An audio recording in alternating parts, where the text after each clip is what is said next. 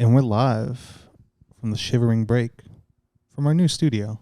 Thank you guys for hitting the paywall. It's like temporary, permanent, or permanently temporary. Who knows? Great art can be looked at both ways. It's like Carhartt WIP. It's a work in progress. But let us know if you like this setup or not. But got that Joe Rogan TV behind us. It's a little like messy right now, but obviously in the future endeavors, so we're gonna clean it up. Maybe get a table, actually start like investing into the studio, and make it look like some shit that we want to come up with. Not like a casting couch room. Let's just say Herman Miller is the vibe next time. We'll see. I don't know. To be continued. What is that? Duh, I thought you turned off your phone. That's me. That's me. My bad, bro. I was like, what the fuck? I thought it was coming from like our system or something. I got you. That's on me. I fucked up. The first fuck up in the new studio and not starting off on the greatest start.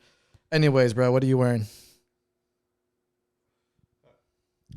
I am wearing some army cargo pants, dark green, and then I got the Asics Awake collab shoes.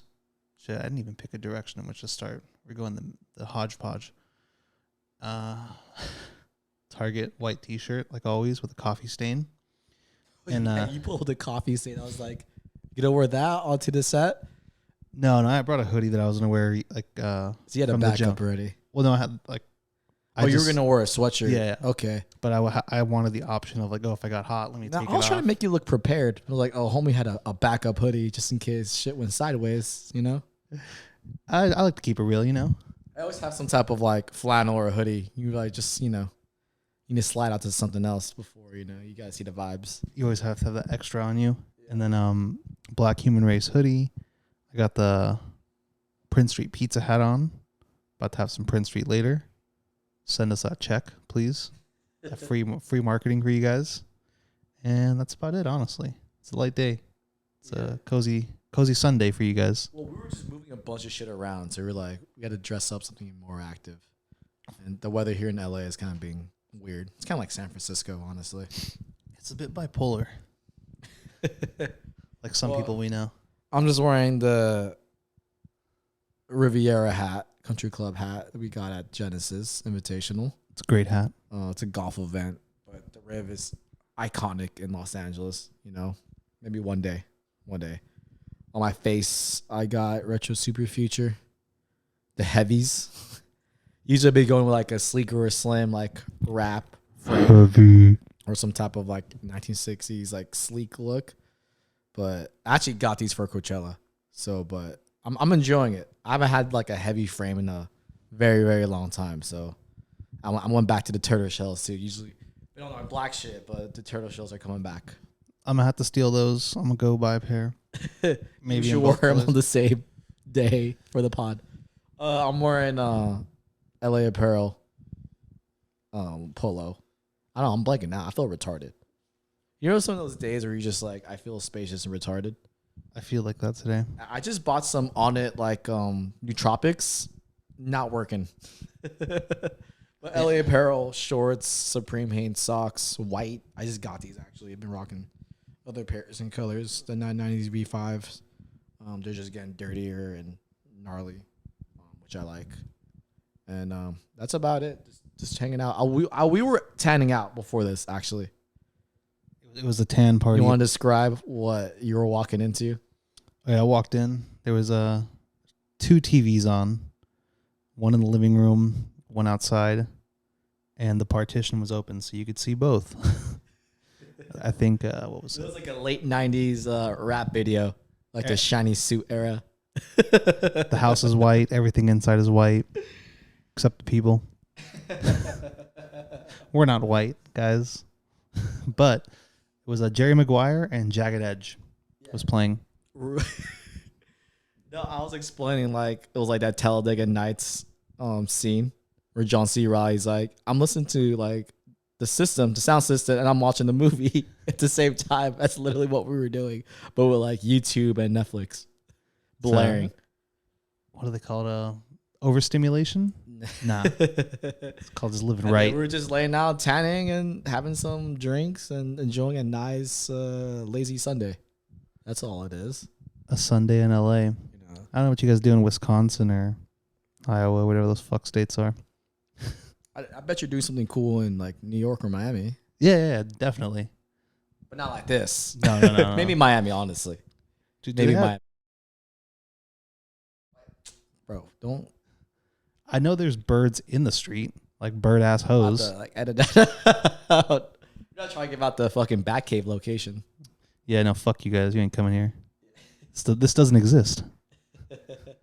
Anyway, what's first on the docket?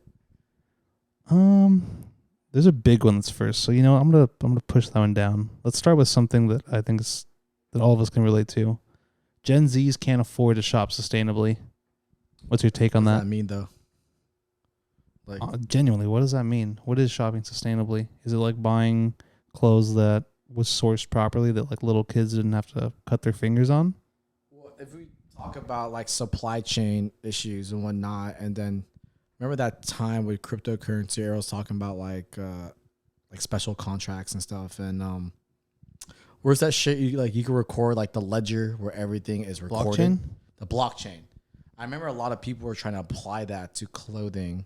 I remember Matthew Williams for Givenchy now, but he was doing, what was that?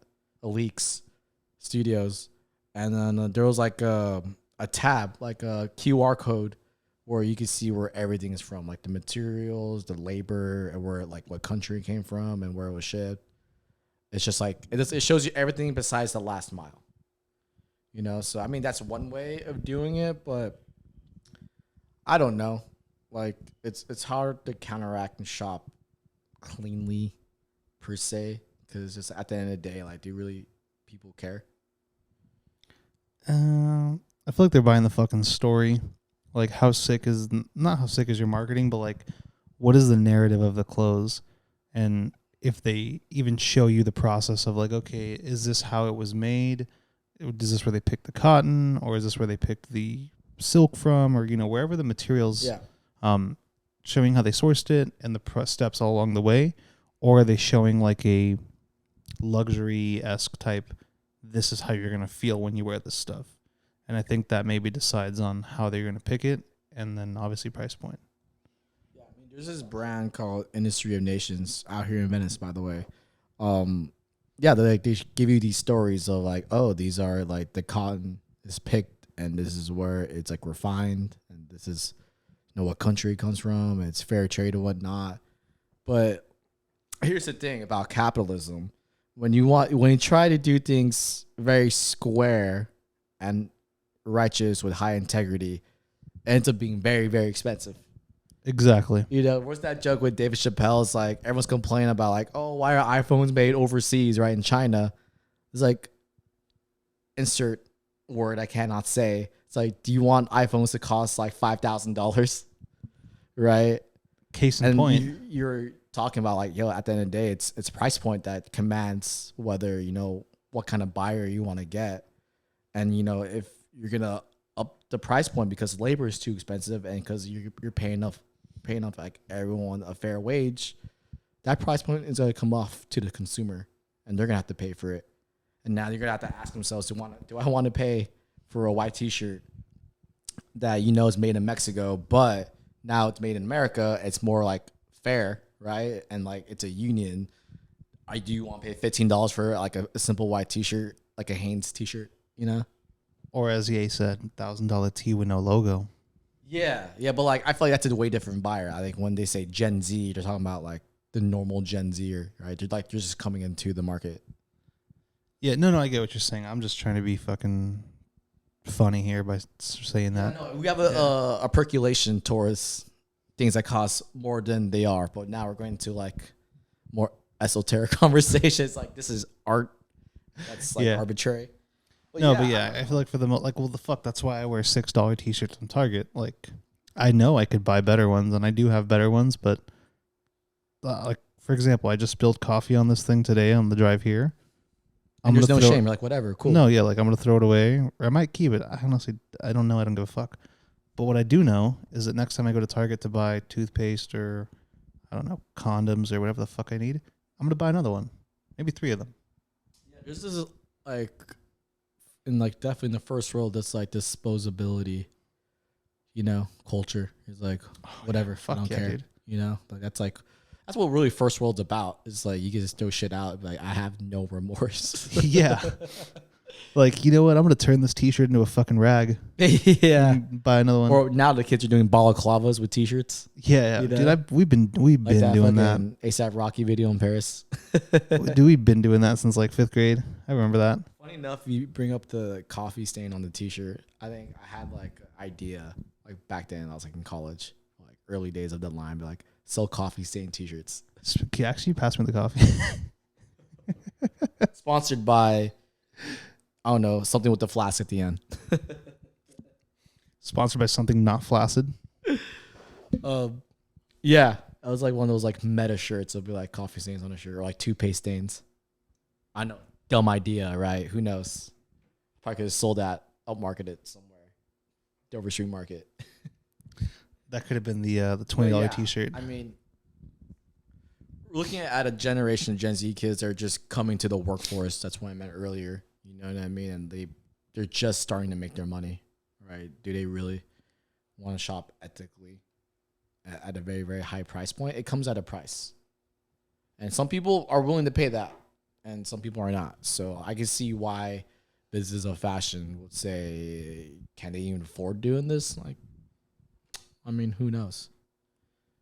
Speaking on that, Valentino, you know them. Everybody knows them. They're a very popular brand. Been around for a long time. Have you heard about the new swap program? No, please explain. So there's a handful of authorized user retailers, whatever you want to call them, scattered around the world, all prominent cities, London, Paris, Milan, LA, New York, so on and so forth, where you can go to these places, bring your Valentino item and exchange it, and they give you store credit. And you can use it to buy other items. So they're recycling essentially their database and their little economy and just keeping the wheel turning. I thought that would be a nice parlay into talking about the Gen Zs that can't afford to shop sustainably, or Valentino. This is a very much a sustainable initiative. That's what I'm saying. You know like, what I mean? you see like how I'm parlaying into that? Like, no, that's great. It reminds me of like Bottega, where they have like a lifetime warranty essentially. They'll like repair it. I know that like Attire is doing that, and Patagonia, where like they'll buy or like take in your old gear, either repair it or give you store credit. I think it's really awesome that more luxury lines are doing this, and it's because of the pressure of like sustainability. You know what I mean? I always thought like, what's that Japanese thing where when they repair jeans, like it becomes like a patchwork? Yeah, it comes from that one book, with the cracked vase where they fill it with gold, right? You know what I'm talking about? Something like that. But there's like a Japanese word for it where it's like, oh, now it becomes on like a different life and has its own unique like flavor to it. Yeah, you're like adding character to it. Yeah. Very Japanese, right? Like I don't know. But I mean, I agree with it. That's cool. I think more luxury lines should stand by their product. Because if you're going to subjectively say, I have a superior product and I have craftsmen's, I think they should stand by it and be like, if it's not up to the standards you think it should be, then we should cover that. I was at Saint Laurent recently, and I was with my pops. He was buying a wallet. He just happened to get another Saint Laurent wallet. And another Saint Laurent. Yeah. Jacuzzi. He has a fuck ton. I don't know why. I'm like, dude, get some Bottega, get some Hermes, get something else, you know? Switch up the flavor. I'm driving an Audi, you driving a Mercedes, as Ye says. But I was telling him like, hey, you should buy Bottega because of the reason you were saying, really, the repair, lifetime repair. The Saint Laurent salesperson says, we offer the same. So then I start asking him like, oh, like, where do you guys repair it at? Like, is it some sort of thing where everyone's doing like the Louis Vuitton, I think they call it like the leather atelier or whatever, where they repair your leather goods. Long story short, they just send it to kind of any leather person that can fix it. So like, I feel like if they're gonna do that, then they should either create like a system or a department where they can send in all the leather goods and fix them in house instead of sending them out to the leather person. Cheaper to send it to a third party, right? To do 100%. But if you're paying $5,000 for if they could, honestly, this is a great PR push. They should steal our idea. Like, have it in house and you should display it. Like, you go to a restaurant, they have like an open kitchen. That's you can see the kitchen, like, and then you can see the food being made. That's part of like the process and like the experience of eating there. Why don't you do the same thing with fabrics and with leather goods?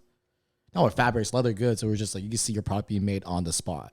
It'll justify the price point at that Just point. for the price point. Also, like, how like brick and mortar is dying. It's like, that's how you get people back in the brick and mortars. Like, you know what I mean? Like, I know in Rue de Saint-Henri for Goyard and a lot of, I know Louis Vuitton for sure. Like, you could get your like your shit embossed on the spot.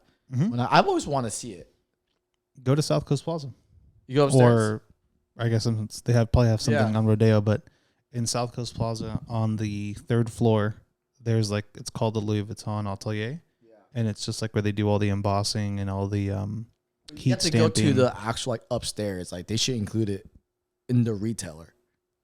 Well, it's their own store. Like, it's a Louis Vuitton. It's another location of theirs. Like, it should be where all like, it should be next to the fucking like POS system.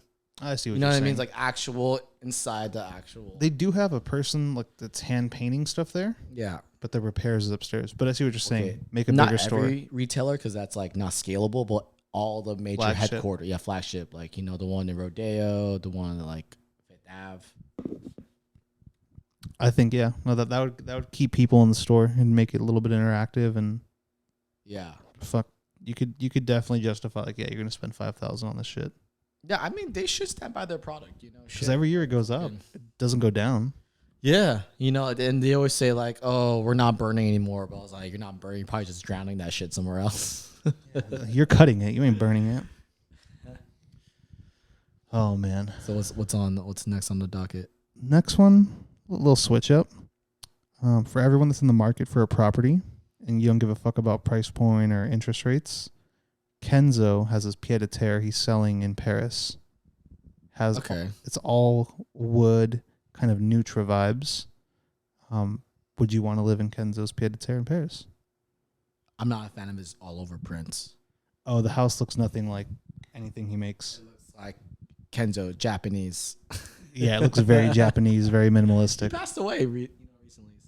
I wonder if that's why things are going for sale. Probably. Maybe the estate needs money. I don't know. Yeah.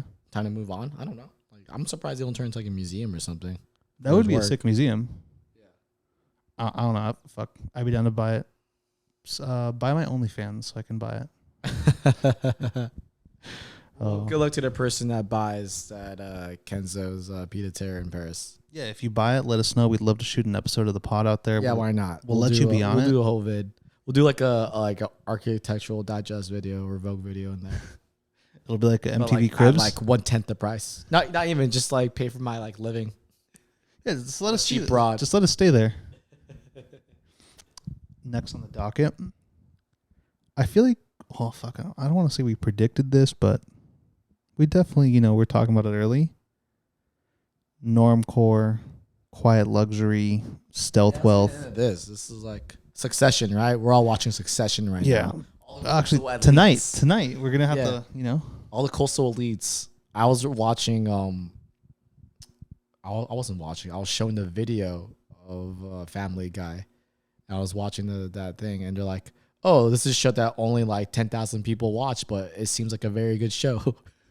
Oh, when they were making fun of Succession? Yeah. I was like, I could see it just be like a LA, New York show, like, and no one else.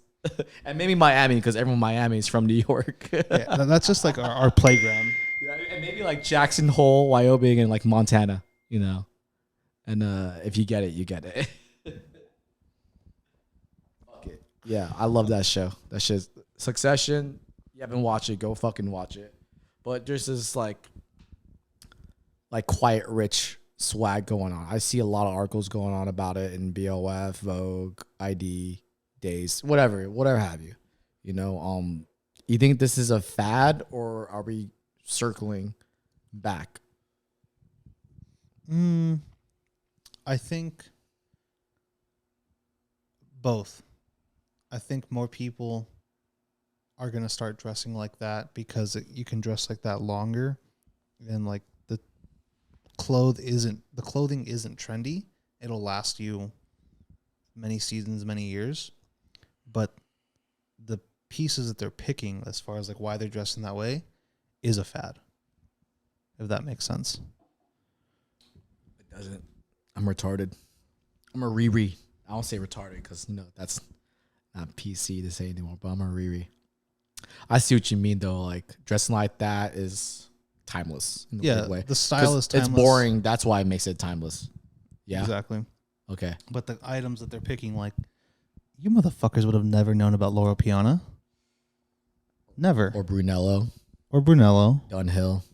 Any of these heritage brands. Canali. So stay in your fucking lane and go Beluti. back. Go back. Churches, So stop telling them. No. Shh. We're going to put bleeps on those for you guys. I heard like Tyler Creator say this a while back about, because then he kind of dresses like an old person.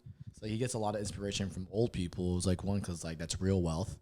And two, he's like, those people tend to not give a fuck how they dress. Yeah, they don't care at all. They so just, if you don't give a fuck how you dress, they actually wear shit that they really want. And they in a find weird comfortable way. You know what I mean? Like in a paradoxical way. It's like you really don't care what the fuck you want. So the shit that you do get, you do kind of care about. So I think that's kind of like what's going on. And I don't know. Ever since like social media, everyone has like this crazy fascination with like not just rich, but like the ultra wealthy. Like he can't like be rich no more on Instagram. You gotta be ultra wealthy to flex, right? It's become very expensive to flex nowadays. Yeah, 100%. And then have you also seen like the reels or memes or videos of like or old money outfits or like things like that? I'm like, who the fuck and why? Like, can you please stop marketing this? Like, well, if you want to go down this rabbit hole, it's just like when I think of these outfits, I think of New York City and I think of Upper East Side. Yeah, right? Super waspy people. Wasp money. Think of Ralph Lauren, but like that's what like Ralph Lauren was kind of trying to play into that. Dickie Greenleaf. That's why I was like saying, like, I was just circling back to it, and it's just, I don't know, fashion cyclical like that. And I don't know. And not to play up this angle, but one can argue to be devil's advocate, like, is dressing like this just another form of like whiteness? Well,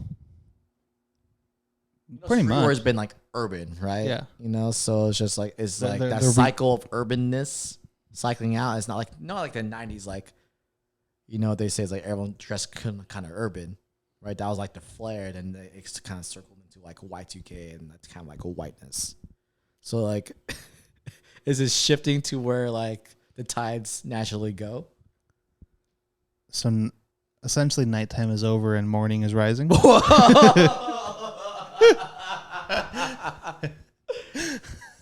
On that NL juice, though, you know what I mean. Hey, they're still gonna sip it. Hey, we're living this shiny suit era earlier in all White House. That's the future. Shiny suit, small glasses. Yeah, boring rich, quiet rich. That's what they're trying to say. Stealth wealth. Stealth wealth. What makes stealth wealth cool is like the wealth part. Yeah. So if you're dressing like stealth wealth without the wealth, you're just dressing like a normal person. I don't know. You're dressing like someone that rides the bus? Yeah. I don't know. Yeah, you make a great point. Yeah. Because without the wealth, then the fuck are you? Just stealth? Because, you mentioned this earlier, like $1,000 no logo T-shirt, right? That's stealth wealth in a weird way, right? Like, 100%. Steve Jobs. When you wear it, like, I guess now it's intent. When Kanye West says it, now it's like it's a class statement and it's an art statement, right? And it's a respect statement. But now when when Siobhan wears it, Roy, it's because like It's the only thing to wear. I'm too rich to wear normal things, so it has to be designer. But I'm too rich to like not give a fuck where I need to tell people I'm rich. So it hits that weird lining of in betweenness, right? Yeah, no, I know what you mean. Because like you don't need to show people that you have the money because obviously you have it, but you also want to wear Nice things Nice because things. it's like to them that's a Hanes t-shirt. the There's still real. like a differentiation, but like they want like a dotted line, not a hard line. Yeah, I don't know. That's a weird reference I made, but if you get it, get it. they just want to wear the row every day. Yeah. So do I. There's Jill Saunders. Yeah, You know, but like the real Jill Saunders is not even like I don't see like the Roy family or like Upper East Side wearing it because like that's like a Lower East Side crowd. Like you're still Yeah. artists led, yeah. you know? That's where we hang. But they're wearing like Brunello, you know what I mean? Or like I said, Laurel or Dunhill or, you know, or Canali, where it's just like, yeah, it's very simple, but it's very beautiful textile. I don't know.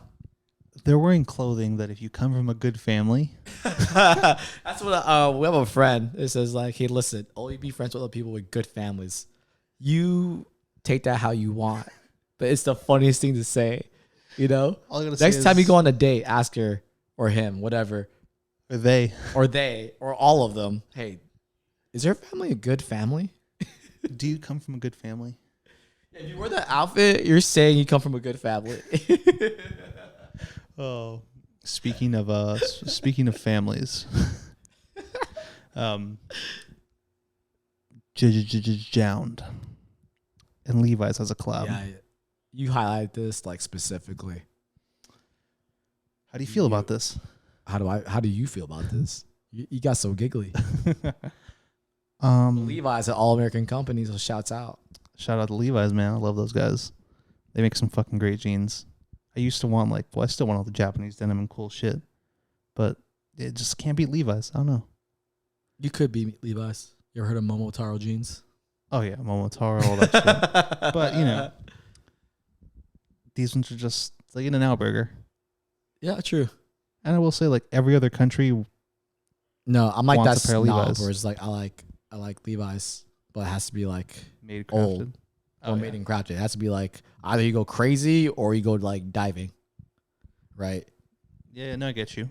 Yeah. Vintage Levi's, but they got a denim jacket, and they have a pair of Biggie 501s. Orange tabs only. Well, the orange tabs are dope, but they're just super fucking tight because they're like 70s flare pants. What did Carl say?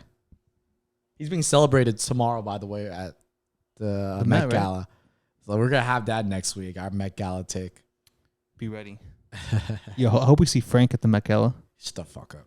He needs to sit down. He's so woke. He needs to go to sleep. Yeah, he does need some sleep. He might be too woke. I don't think he's woke. He's just like chilling. But- anyway, but like yeah, John Levi's. What's going on with that? J. John. As some Goddamn, that people might mezcal. say, the Hiroshi Fujiwara of America is collaborating with Levi's. He's got the pants coming out and the denim 501, jacket correct? coming out. 501. Of course, that's the gene of this year. They just celebrated past their year. 150. Okay. The 501 celebrated its 150th Wow. anniversary. That's American innovation right there, honestly. Like the whole world can thank us for jeans. Everyone's like, Exactly. oh, we made it in France. Oh, fuck you. We brought it to the world. Yeah. We claiming that gold rush, bitch. Well, like we're just aren't the Americans famous for taking shit? Making it better. Then Japanese take it, they make it even better. Come and try and take our land. Check this out. That's what I love about handheld mics. You can just fucking rip one and you just gotta take it. I don't feel bad that the audience have to hear that. You've been hearing that for how many years? Oh, and counting. And counting.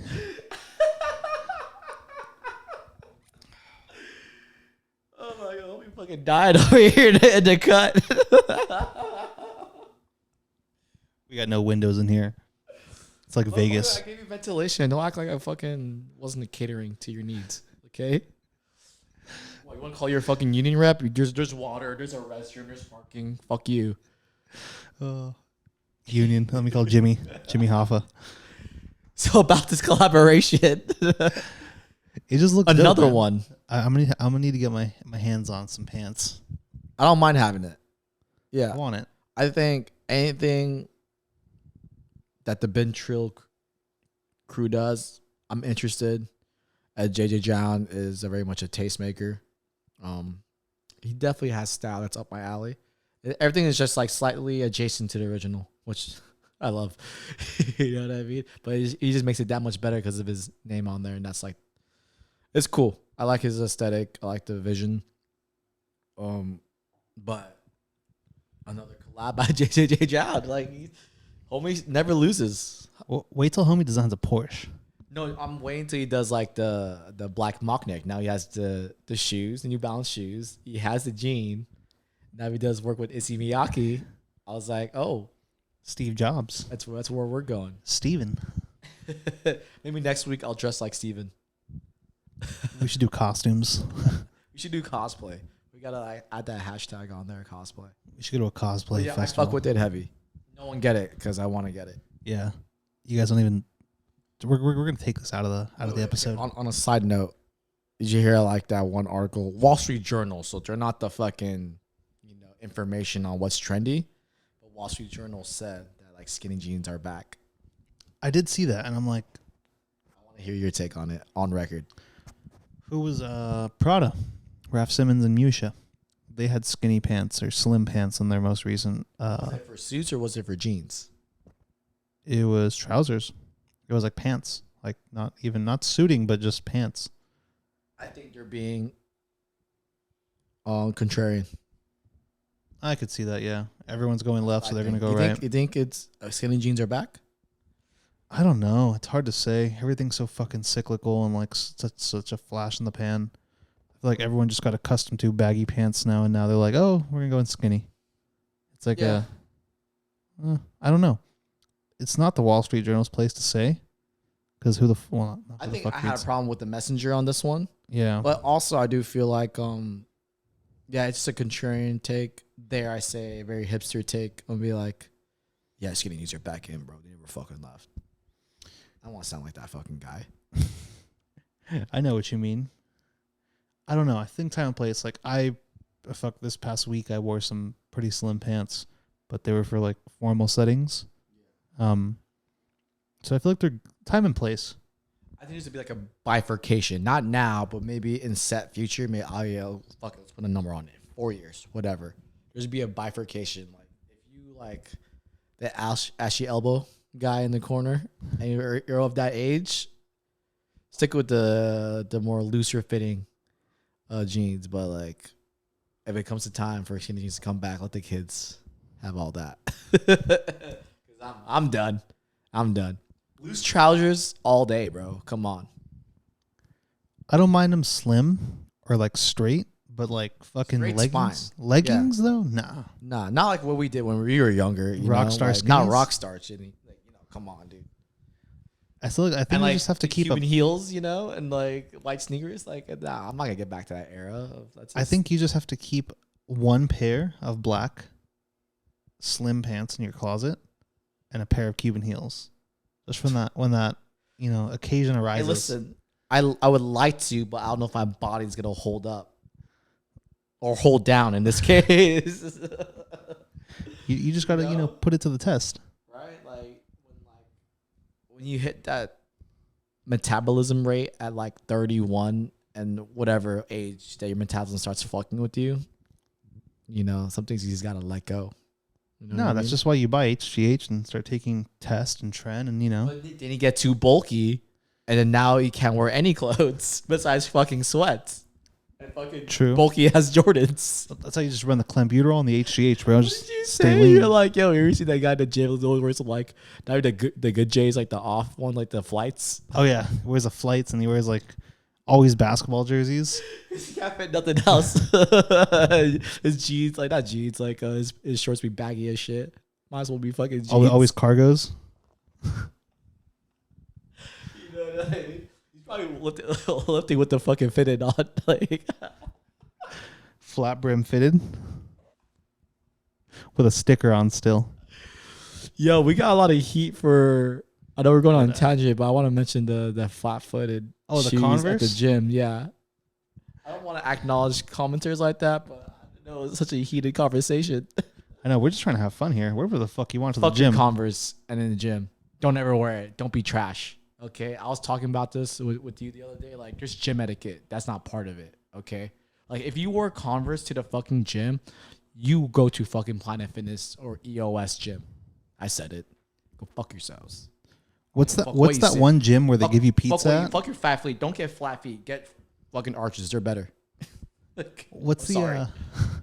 what's the gym where they give you pizza and beer at? That's Planet Fitness. You belong there.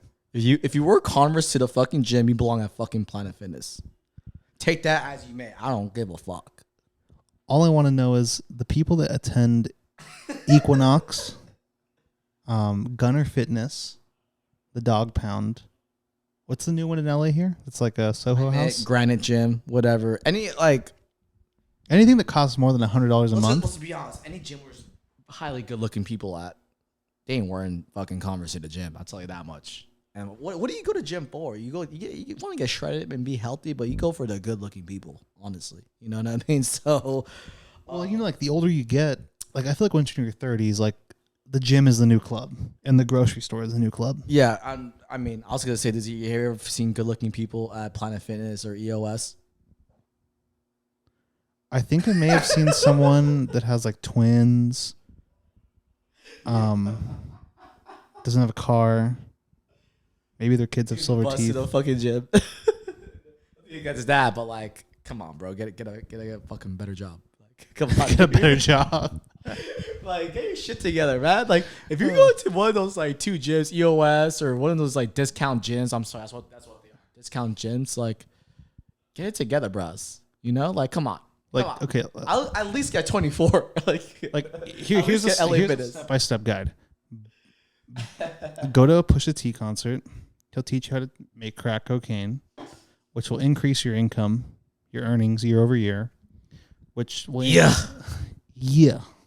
which will increase your life. Just everything will get better. You know, you won't have to go to EOS anymore. At least we'll have the whispers around you, like, what's that gonna do? What's he doing? How do you get that money? You know what I mean? Like, whispers are always a good thing, in my opinion. You know, like, you know what they say, if you're a celebrity, you walk up to like, I don't know, some like famous club. If you don't get the whispers, you're not getting in. You know, at the end of the day, it's all about getting the whisper. That's the key to life. Like, work for the whispers. Don't work for money. If you're doing the whispers, like, oh, who is this guy? Like, how's he fucking rich? How's he with that bad? Whatever, you know? Like, you need to get the whispers. It's the Gatsby effect. We're fucking dropping gold these days. Speaking of the whisper effect. Well, not really whisper effect. I would say. I don't know how we got there, but I'm glad we got there. That reminds me of the what was it? The Ying Yang Twin song, The Whisper. Hey, Ying Yang Twins fuck. Hey, little mama, let me See my. Oh fuck. But no. Back on the fucking program. ALD Spring Summer 2023 lookbook. They got a lot of friends and family in there. Have you seen it? They always do friends and family though. You know, but like it's always fun seeing their lookbooks because you get to see, you know, the community. Fits on there. I don't remember. I know Mr. Mort was on there. You know who Mr. Mort is? What's up? Oh, I think his name is Mordecai Rubenstein. Mordecai, damn, like biblical shit, huh? Rubenstein. You think he likes pastrami? I'm not going down that. I saw what happened to Kanye. Yeah, we're gonna have to edit this out. I'm not gonna Kanye my career. What little career I have, I'm not gonna destroy it. Mordecai Rubenstein, Mr. Mort, that's our guy. I think you're allowed to just destroy your career if you're worth like $1 billion. Nah, we actually learned like you have to have more money than that to not be phased. You'd be like, damn, I'm only worth like 400, but like, okay. But I know he was one of the guys on there. Yeah, I don't know. I had a brain fart. You can't be, dude. Like, this is a pod. You can't have a brain fart. You can't just drop the fucking ball like that. So what do you like about the ALDOS, all those? Well, I don't know. I feel like they're pretty fucking consistent. You've seen one lookbook. You've seen them all. Yeah, I don't know. Like, I like their shit. I'm willing to buy it, but I feel like it's all the fucking same. I mean, we love the lookbooks because like you're getting to like the mind for the season. You know, you go like runways, like half that shit they're not even gonna sell. So he's just like throwing out the feelers out there, sending out the mood. But I see what you mean. Like it's a different room of the same house. Mm-hmm. Yeah. I'm still gonna buy the shit, or like, I still want the stuff, and their collabs are fucking great. I see such a media darling. I think he just fashion media darling, right? Be more specific about it. Well, obviously, I don't know. Like, I guess as the saying goes, I think he just fucked the right people. Yeah. Like, he's got it gotta be more than just like, hey, I know people in publications, and I have like cool people that I fuck with. Well, I think because all the people that, like all the friends and family that are always part of the lookbook, all those people have their own following as well. So that pushes it even further. What I'm trying to get to is like, you think there's a real like culture of a million d'or, or like, is it just great fucking marketing? And like you say, cross-pollinating and cross-referencing. I think both. I think it's the people that are inside the house who are enjoying it. Like, think of it like Supreme. All the people that work at Supreme and that are part of the Supreme friends and family, we don't get to become friends with them. They don't want to be friends with us. Maybe it happens by happenstance, but I think ALD is taking the same approach, because every time I go to the one in New York or the time I went to the one in London, there's always the ALD employees and the friends and the hanger bys that... It's like a club. Yeah, exactly. It's a social club of some sort. It's kind of recreating that flair. Being in New York City and being a New Yorker, it feels like you're in a social club already. Or like you're part of this like community of like, and it's like either we fuck with you or you don't, right? Mm-hmm. So I think he's kind of just extending that branch all over the world and having that feeling. Because at the end of the day, the number one export America brings out is what? Culture, right? Flair, style, like having that all-American feeling and something more all-American New York City. And he kind of just embodies that. I think that's what he does in his lookbooks.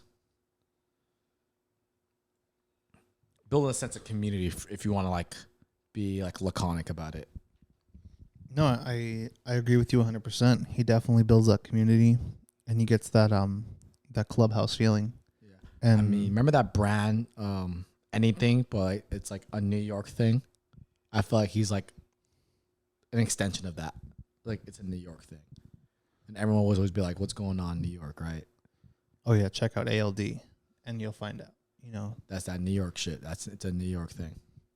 Shout out to Teddy. Yeah, Teddy, keep doing your thing, and throw us in on the next lookbook. Maybe one day we'll be part of the Friends and Fam, right? So this one's a big one about publications and having friends in those places. Paper Magazine, you see what's up with them? I heard that they laid off a couple people. Is that correct? Just a few. Just a little bit, huh? Just like the assistant and the whole staff. Every time people get laid off, I have that.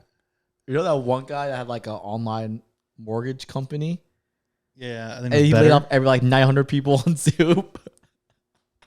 Like, what a fucking asshole, right? But I was just like, I'm like, oh, this is the future of HR. Is like, so I think Wall Street Bets, or was it Liquidity, had these are just accounts on Instagram, by the way, like finance accounts. I was like, yo, when you get that Zoom invite and there's no caption on the subject, it's just like, oh, you're about to get fucking fired. Like, yo, if I see that, I'm like, I'm not opening that email. I'm like, I never got it. I'm sorry. I'm reporting for work on Monday. I don't give a fuck. Do it to my face, bitch. I would caption the email goodbye. Or caption the thing goodbye. No, but I think it's an overarching theme, not just in fashion journalism, but journalism en masse. I think journalism is dead. It's become too politicized and too polarizing in America and in the world and in mass, right? I think what we have is the extension of the individual, and what we have is an extension of the influencer. Like that's the creation of Substack or Patreon, YouTube, what we're on. Rumble. Yeah, Telegram, Mastodon, whatever, all the underground shit, French shit too, right? I think you see this too. It's like people don't follow news; they follow other people. You know what I mean? And all the smaller independent shops are gonna get ran through because you're not the big legacy media that they have the money enough to burn to make it through. So smaller companies like Paper Magazine are going to get chewed out. They need to refocus where their priorities lie. Obviously, downsizing means they need to get their fucking books in order, right? Money wise. And really look at it like, is this a viable journalistic company in this environment? I wonder if they can go like completely, well, not completely digital because they have been for a while, but like become a social media account essentially. They could be a cool mood board. That's how Jean started, Justin Saunders, right? Like it's a mood board, then you correlate that to like consumer goods, and that's how you make money. At the end of the day, like all these businesses need to still make money somehow. At least finesse that or finesse the metadata that you acquired over the years. But I don't know. It's a scary thought that you have to either be this huge conglomerate legacy media, or you have to be like this hyper individualistic, niche audience, and it's nothing in the middle anymore. Like there's something, no room for mom and pop shops. Like you could start, but you probably will fail. Not to be a dick, but like it's an uphill battle. Yeah. No, I agree. I get what you're saying because every fucking person with a phone now is considered competition or has the ability to be competition. It's a journalist now. Yeah. The idea of being a journalist used to be something that's very like validated, and there was a lot of thought that came into it, a lot of like honestly like red tape and barriers to entry to be a journalist, right? I mean, Noah Callahan Beaver was the former editor-in-chief of Complex. He said the same thing happened to like music journalism.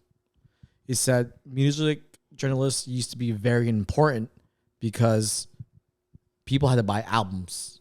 You can't buy one song, or you can't like rent the music like Spotify or Apple Music. So the intention of the music journals was very important because it's like, I need to invest $12 into this whole album. It's like, I need your advice to input all that investment. You know what I mean? But now everything's become so, I could buy one single. I can rent the music. Like, there's so many more options. I could get free content anywhere I go on all DSPs. Why the fuck do I need to go to such a heavy investment? And they're working on a different model. They're trying to change into like a more modern model. And like the modern model is like what? Deconstruction. What do you call that shit? That crypto shit. Fucking Decentralized? decentralized. That's really what it is. It's becoming decentralized information. And you know what? We're getting information from the people you trust, not fucking legacy media. Yeah, and like, well, fuck. For example, like TikTok, we're seeing a lot of people. We're seeing a lot of people who are, what's the best way to put it? The people who are working in the industries, I guess, industry insiders or employees of these big corporations, showing what happens on the back end. Like, for example, I don't know, showing how they make the sauce from Raising Cane's or little shit like that you would never get to see the behind the scenes glimpse of. Now we're seeing like, oh, one of the employees that's at the Nike factory making the shoes, like how they're living or what the conditions are of that. So I guess how I'm tying that into the journalism as far as like every Tom, Dick, and Harry has a voice now and has a platform. I mean, you can see why when like they did that poll recently. It's like, oh, what's the number one job that people want to have? Like, kids. He's pulled these kids. You're like, number one job is influencer. As part of that decentralized deconstruction of communication and content. It's kind of sad, but it's also where the state of like things are going.